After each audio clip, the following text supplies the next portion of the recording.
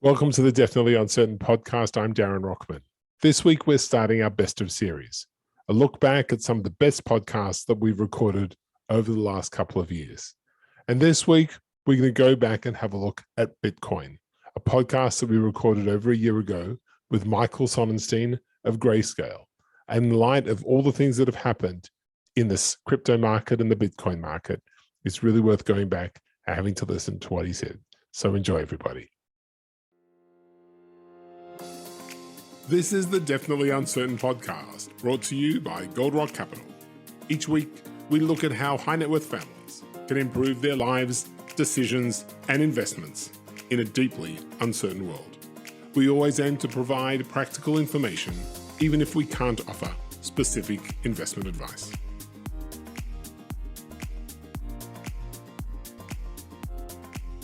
Welcome to the Definitely Uncertain podcast. My name is David Ram. I'm a partner at Goldrock Capital, a 20-year-old multifamily office servicing high net worth investors across the globe.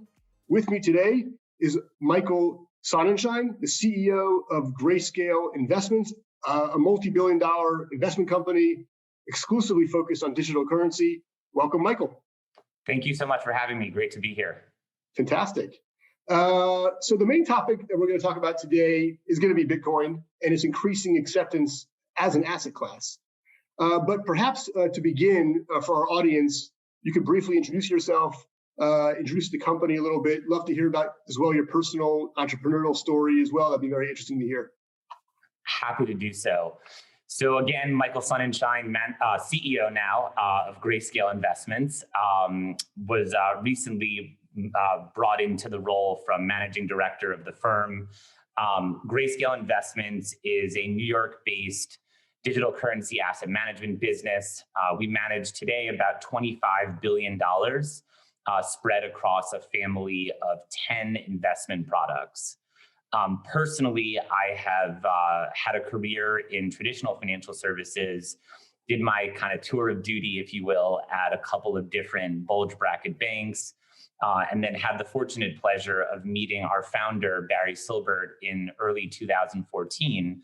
At the time, Barry had a lot of people telling him he was crazy for wanting to build businesses around Bitcoin and the digital currency asset class. However, I took a leap of faith and joined him, and he told me, this is the opportunity to be a part of building something, and that's what we've gone and done. When I joined Barry, we had started running a Bitcoin investment vehicle that had about $60 million of assets in it. And over the years, I've partnered with him, worked very closely with him, and was recently named CEO of what has now become a full-fledged asset management business, Grayscale Investments. And so Grayscale really has long believed now that digital currencies as an asset class have not only arrived, but are here to stay, and investors want access to them. They exist outside of the traditional channels where investors are making capital allocation decisions. So where investors typically may buy a stock or a bond or an ETF, the pipes are just not built there yet for digital assets. And so Grayscale has followed the models of other investment product families, be it PIMCO or WisdomTree or iShares, and have built a whole family of products so investors can access this asset class, and negates the need for them to figure out where to source these assets, how to transfer them, hold them, safekeep them. So today we have 9 single currency products, a product that's long only Bitcoin, long only Ethereum, long only Litecoin, et cetera. And then our 10th fund is a diversified basket of digital assets. And so today we're the largest digital currency asset manager in the world. We offer some of the only publicly traded instruments here in the US that offer exposure to digital assets. And we've really become the partner of choice for, primarily accredited investors, high net worth investors, family offices, hedge funds, and institutions looking for digital currency exposure in their portfolios. That's super interesting and helpful. That last point you made around the accredited investor, the institutional investor, which is clearly getting a lot more traction in very recent months, I guess is one of the reasons why I reached out to you, because I'm trying to get an understanding as to whether or not cryptocurrency or Bitcoin in particular has a place or should have a core allocation within a high net worth portfolio. And that's probably going to be the concluding bullet point of our conversation, but I want to get there in multiple steps, if that's okay. So just going right into it. Well, first, let me ask a quick follow-up question on those products you mentioned. Is the vast majority of the assets that you have under management in the Bitcoin product alone, or is it in the multi-asset product? It is. So we have 10 products. The lion's share of the assets we manage are in our long-only Bitcoin fund called Grayscale Bitcoin Trust. I would also disclaim that it's not necessarily a fair apples to apples comparison, because each of these products have been launched at different time periods throughout Grayscale's history. And certainly we've seen historically that investors usually first allocation to this asset class is in Bitcoin. So that product is our flagship fund and does constitute the lion's share of our assets. Got you. So I may use the word Bitcoin and maybe it's related to all the cryptocurrencies, but we'll just use the word Bitcoin more or less. But as a quasi Bitcoin skeptic, there's a few components of my skepticism, and I wanted to walk through a couple of those points with you and get your feedback. So the first point is the asset itself seems to be an asset that the value is only created once it is more widely used as a transactional currency. And in the meantime, there's a lot of skepticism, there's a lot of worry, there's a lot of volatility as well, and it seems to be mitigating its ability to become a transactional currency. So it seems to me, at least, that the value today, which is quite significant, even though it's been quite volatile the past few days, that the value is based on the expectation that there may be a transactional currency in the future, but today it's not. So what's the value today? Is it worth waiting a little bit longer till there's more visibility in that risk, or do you just completely disagree with what I just said? I think respectfully, I disagree with what you said. I think we don't view Bitcoin today and how it's being used and why it's being invested in as a currency in the traditional sense of the definition of a currency, be it the dollar, the euro, the yen, et cetera. And we're certainly not running around telling people that Bitcoin is going to replace any of these fiat currencies. Today, Bitcoin is primarily being invested in for speculative purposes, as primarily for most investors as a digital store of value, or as a gold 2.0, or a store of value that's much more inclined and kind of fits far better with the digital world that we're living in, versus historical stores of value like gold, which may have been much better suited for a world characterized by physical exchanges, barter, et cetera. And so you have to remember, Bitcoin has only been around for, call it, the last 10, 12 years, and it has been wildly successful. I mean, this was an idea that came out of thin air, and the fact that you now have financial services incumbents, some of the largest companies in the world, offering products and services around Bitcoin. You have futures markets. Bitcoin futures trade now alongside assets that have been around for millennia, orange juice and copper and gold and all these kinds of things. You have some of the world's most famous and storied investors very publicly coming out in support of Bitcoin and putting capital to work in Bitcoin. I think what we've seen over the past, call it 10 or 12 years, is no shortage of naysayers believing that Bitcoin was a Ponzi scheme or was a fad that was going to fade out. Yep. And what we've seen is that Bitcoin has really continued to be challenged in every which way possible. And each time it does, or each time it's called dead or left for dead, it somehow emerges even stronger. And I think 2020 was no exception to that rule. When you look at what happened in March, when there was this massive deleveraging in the market as COVID, brought the entire global economy to a grinding halt, crypto sold off, Bitcoin in particular, even more so than you saw in traditional asset classes like equities. And it really demonstrated its resiliency over the course of the year and ended up becoming one of, if not the highest returning asset or investment of 2020. And I think for many investors, 2020 was the year that solidified in their mind that this asset class has true staying power And I would say that there is no longer any kind of career or reputational risk for investors to be allocating to this asset class like there may have once been. And that the way in which we've seen central banks and policymakers react to COVID and the slowdown of economies globally is really to print money. It seems like printing money is something that is going to continue for quite some time. And that has caused many investors to really think about one of Bitcoin's most important attributes, which is that it has verifiable scarcity. There is only going to be 21 million Bitcoin ever created. And when you think about the juxtaposition between an asset that has verifiable scarcity versus fiat currencies, which seemingly are going to be diluted and printed in perpetuity, it's caused many, many investors to get eager and excited and solidified in their view that their portfolios warrant inclusion of an asset that has those kinds of attributes. How many of the 21 million are in circulation today? So there's about 18.5 million Bitcoin in circulation today. And so over time, we'll see the remainder of that 2.5 million come into circulation, but it's an asymptotic curve.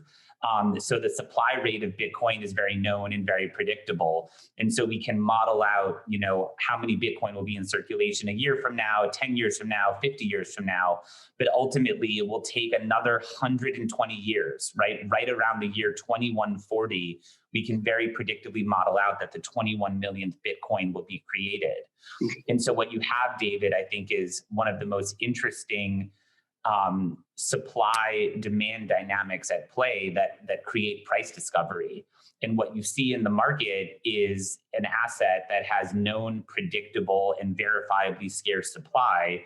But every single day, there are more and more individuals, corporations, institutions, investors demanding or getting involved in the asset. And so that's obviously become and could very well increasingly become accretive to the Bitcoin price.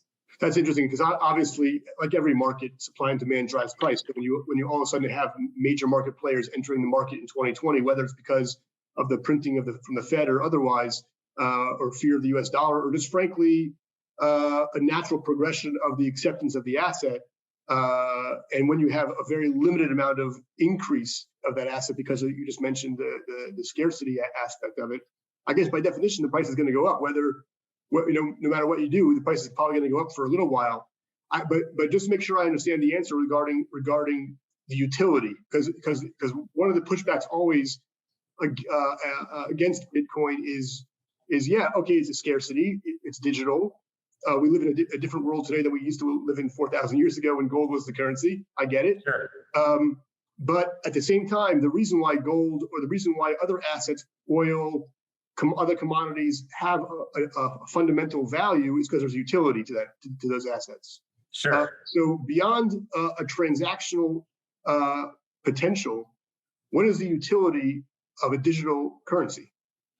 So I think that we need to kind of remind ourselves that today in the developed world, the world that you and I live in, that we have access to financial services in any which way we want. We can get loans, we can get credit cards, we can get bank accounts, and there's scores of financial institutions that are willing to do business with us.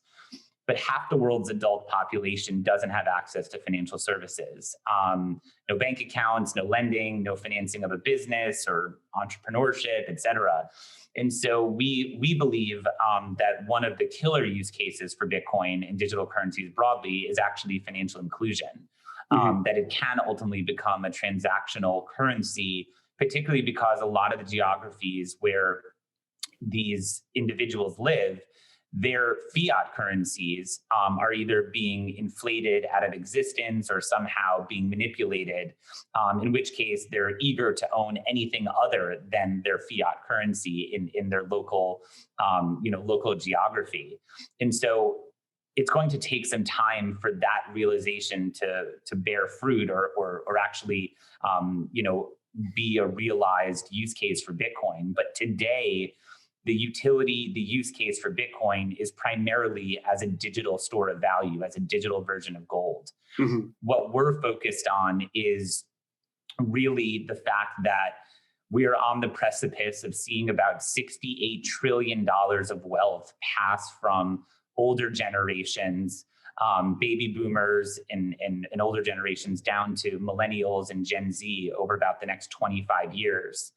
And when we think about the way that those assets are postured today, we're not trying to say that all 68 trillion of that is going to move its way into Bitcoin or digital assets, but we'd certainly be remiss to believe that some portion of it is not going to find its way into that. Younger generations have not had a tangible experience with gold. It doesn't resonate with them. And when you really look at Bitcoin versus gold, you really begin to see that Bitcoin has far better portability than gold, is far more divisible than gold, and is actually verifiably scarce, unlike gold, which we believe is scarce, but we somehow keep finding additional deposits of it.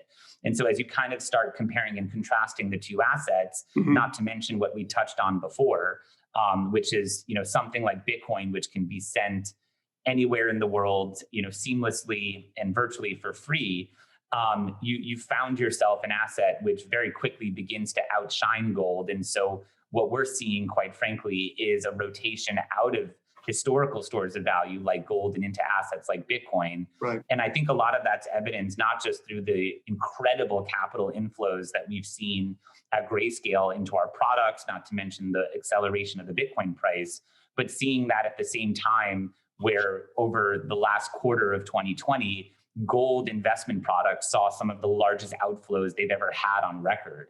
And so that rotation is underway. And I'd say that probably Bitcoin's killer use case hasn't even been identified yet or come to fruition yet. But that's not to say that Bitcoin can't or won't be massively successful as well if it does nothing more than take share of the gold market or become the store of value or inflation hedge for the next generation of investors. Right. It's probably around, I assume, about 5% or so of the market cap, if you think of it in terms of value versus gold today, right? So you got some catching up, which I guess you're on the way. Catching up, or you could also look at it as opportunity, right? Right. For sure. For sure. Second question I have relating to Bitcoin as a skeptic relates to the custody of the asset itself. So, obviously investors, they buy the S&P 500, iShares, you mentioned iShares earlier. It sits in their, interactive broker account.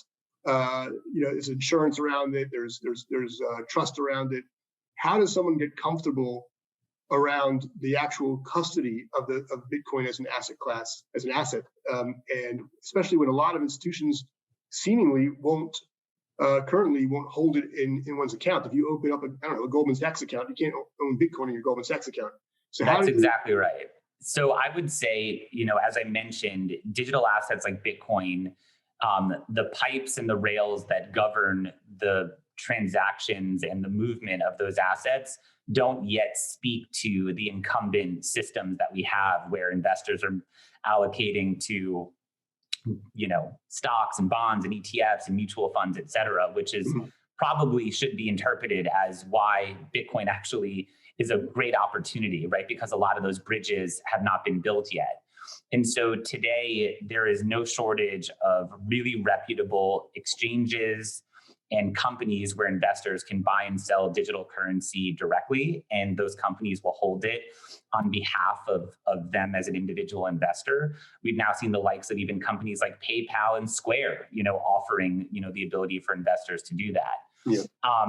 Despite that, though, I'd say that we are seeing the emergence of really some amazing infrastructure being built that will cause those bridges and those pipes to be filled so that Bitcoin and other digital assets can move as seamlessly within the types of accounts and the types of transactions that investors are used to seeing with other allocations. However, I would say that for many investors, their mandates don't allow for the custodianship of a bearer asset, right? So today, if you're a hedge fund or a family office, et cetera, you may not, one, have the technological know-how or comfort to hold an asset like Bitcoin. It may not fit within your legal and operational framework. And I think that's why we've seen so many people coming to firms like Grayscale, where they can get that exposure, but do so through an asset that has a titled security, that has a CUSIP, that's audited, produces financial statements, et cetera. And that's not to say that both of these realms won't continue to develop, right? We've seen investors not only want to hold gold directly, but they also may hold a gold ETF or gold investment product. So Sure. I think you'll see the development of both of those realms, both products and funds related to digital assets, as well as folks who want to, directly hold this asset over time. But is there a worry inside the financial institutional market around their inability to guarantee that their clients can actually access that asset? Because, this is a ridiculous example, but I saw yesterday in the news that some guy owns, 7,000 Bitcoin he bought like 10 years ago, and he forgot his password. And he doesn't know how to, he has like $200 million worth of Bitcoin and he can't access. I think you bring up a really good point. Bitcoin is a bearer instrument. And again, to the extent that you may not have the comfort or technological know-how to handle it, there isn't a 1-800 number that you can call to have your password reset or a link that you can, right. do. And so that's, I think also why a lot of investors' propensity is to invest in funds and investment products as opposed to holding it directly. But the comfort is growing around incumbent financial institutions' ability to do that.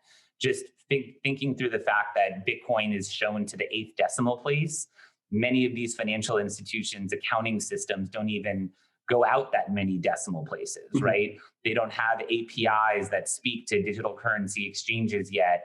So we're really on the precipice of seeing a lot of that infrastructure being built. But to your point, a lot of it is not there yet, and that's also why a lot of investors, I think, feel like it's a ripe opportunity.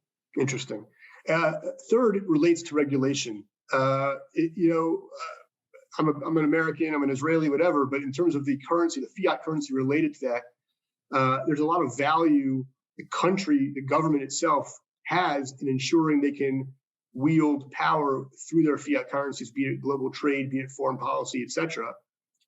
You mentioned earlier that you don't see necessarily Bitcoin as a replacement of fiat currency, but obviously the more and more prevalent Bitcoin could become in terms of transactional value in the future, or store of value even, as opposed to the dollar being a store of value, that may reduce, as we saw in 2020, or a weakening of the US dollar or other major currencies. So if I was the US government and I saw a major threat to my fiat currency, which is an important power for a government, be it the European Union or the US or others, I would do whatever I could to ensure that currency does not succeed. And it seems pretty simple, honestly, for the US government to come out with some financial regulation and to shut this thing down overnight. Yeah. So how do you identify that? I think it's a patchwork globally. I'll say a little bit about kind of the US's posture to this asset. So we've seen quite clear guidance from the SEC, the CFTC, the IRS, FinCEN, the Financial Crimes Enforcement Network, Treasury, all coming out and making declarative statements around the usage, the taxation, and the classification of assets like Bitcoin and assets like Ethereum. I think it remains to be seen what their posture will or won't be around other digital assets as the asset class continues to grow. But I would also venture to share that we've even seen, folks like the U.S. Marshal Service auction off Bitcoin that they've seized, right? And so I think it'd be quite difficult for them to have sold something to the general public that they would be able to then turn around subsequently in the future and say the asset that we previously sold to you is now in fact illegal, right? So I think you're seeing outside the US, other nations, be it Singapore or parts of Europe and other places that are developing similar or quite positive postures towards this asset class as well. And I think that they're all waking up to not only the efficiencies and the savings and the oversight that can be enjoyed by leveraging digital assets and blockchain technology, And that's why you've also seen such a heated effort around the emergence and development of central bank digital currencies. I'm of the belief that in our lifetimes, the US dollar may very well reside on a blockchain, and that will not necessarily compete with or displace or replace Bitcoin, because it will still be a centrally governed, where policies are made to dictate interest rates and printing and retracting and kind of a lot of the attributes that decentralized networks like Bitcoin purposefully do not possess. And so there is no reason why these two different ecosystems can't coexist over time. Yeah. No, it's interesting because what I've been noticing as a family office when we deal with various client bank accounts, what I've noticed over the past number of years, it's called 10 years, is that because of security issues on the technology side, because of cyber threats, et cetera, bank policy in terms of transaction approvals, et cetera, have gone back in time, not forward in time. And now you have to do callbacks on every dollar transacted in the account. They have to have a voice recognition. They have to meet in person to sign certain documents. It's actually gone back in time due to security risks that have taken place within very large banks. Obviously, blockchain is somewhat of a security platform as well. But moving into the digital world, the entire currency, do central governments, do you guys identify that as a major risk? My view was that, not my view, but it seems that we're moving toward a time where we're going back, where we're going to have to carry around our money in bags and make sure it's all everything is clear and everything is ours. And it's I don't know about carrying money around in bags, but I will say, as folks really dig into the inextricable tie between digital currencies and the underlying blockchain technologies that they reside on, you come to realize that blockchain provides verifiable ownership of assets and the ability to trace and be able to perfectly understand who's involved in what transactions in a way that's irrefutable and immutable. And there has now really been the emergence of some fantastic companies whose business, whose service, in fact, is blockchain surveillance and monitoring. And some of their largest customers are government agencies, FBI, whatever it may be, because any and all transactions done in these assets, for lack of a better analogy, basically leave a digital breadcrumb. And so whereas transactions, be them nefarious or not, that are conducted in cash, really have no ability to be traced, transactions done using digital assets certainly can be, and actually provide that additional layer of oversight and scrutiny that is actually really favorable and helpful to law enforcement and other actors as well that have an interest in being able to monitor transactions and ultimately catch bad guys doing bad things. So if you entered this conversation believing that Bitcoin or other digital assets was a good means for doing something nefarious, please let me make sure that you walk away from our conversation knowing that this is probably the worst method of doing something the least bit nefarious or that you wouldn't want to be caught doing, because again, every transaction leaves a digital breadcrumb. That's interesting. I saw a recent study that it's less than 1% now of Bitcoin transactions are more in the nefarious area. They all have to go back to cash or barter or whatever it may be. So we compare that with the cash in your wallet. How many bad transactions has each of those bills been a part of at some point? Absolutely. So we discussed the custody aspect, regulation. By the way, regulation seems almost like an opportunity from what you described as well. Meaning, I would assume that there's almost a welcoming effect from a regulatory perspective, because then it would actually increase its acceptance. So we discussed regulation, custody, security. Now I want to ask a question to you. When you think about Bitcoin in the future, what do you worry about? Where do you see the major risks of the adoption and value of Bitcoin as an asset class? I think my biggest fear has long been the idea of patience. There's been a prevalent impatience broadly around the asset class. Why are more people not using it? Why am I not buying a latte, with Bitcoin? And why isn't the price higher? And why isn't the monetary base in it bigger? And I hope that folks don't grow too impatient with the asset class, because from my seat, having been in the asset class since early 2014, I can't believe how far it's come. New asset classes are not born every day, and this to me is a once in a generation kind of opportunity. And the fact that we now have, again, some of the world's most famous investors investing, some of the largest incumbent financial institutions providing products and services around this asset class. We have futures, we have a healthy two-sided market, derivatives, borrowing and lending, et cetera. This asset class has come along very, very quickly in a very, very short time, faster than probably anything else ever has historically. And so investors need not be impatient with it and need not believe that its success is going to be tied to, again, buying a latte with Bitcoin. You don't have to buy a latte with Bitcoin in order for it to be deemed successful. And so I think as folks really drill in on the attributes that make it differentiated from things like gold, and also look at just the risk reward opportunity, they'd be hard pressed to find other opportunities that may be as compelling. That's interesting. Yeah, because I saw as well, not only has there been massive institutional interest, but also the corporate balance sheets are shifting from, in some companies at least, are shifting from US dollar to Bitcoin. Yeah. I hope they have the patience as well that you're suggesting to hold that asset for a long time. That's interesting. No, this has been great. And where can people find you, Grayscale Investments, if anyone's interested in utilizing your platform to access the asset class?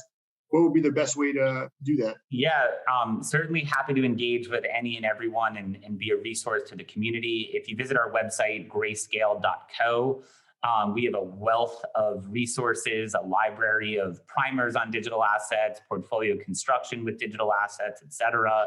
And certainly if folks are interested in allocating capital to the Grayscale products, there is a start investing button at the top right of the page on the Grayscale website, and look forward to being a resource and being helpful to anyone interested in what we do or the asset class as a whole.